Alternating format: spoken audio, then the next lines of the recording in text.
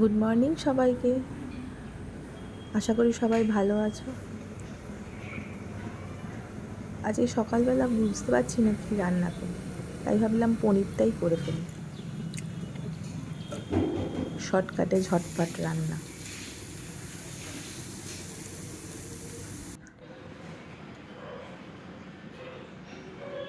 পনিরে বাটা মশলার সাথে একটু কাজু আর দই দিলে না বেশ ভালো লাগে।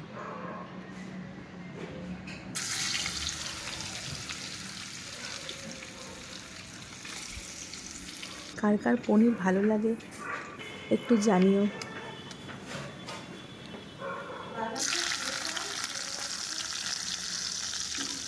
আজকে সকালে সবাই কী কী রান্না করলে সেটাও একটু জানিও।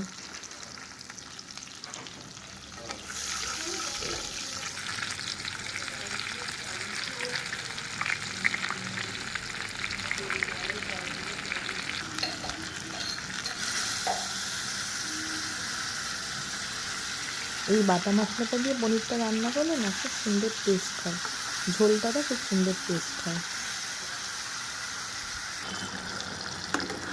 আমার ছেলের আর আমার পনিরটা খুব ভালোই লাগে।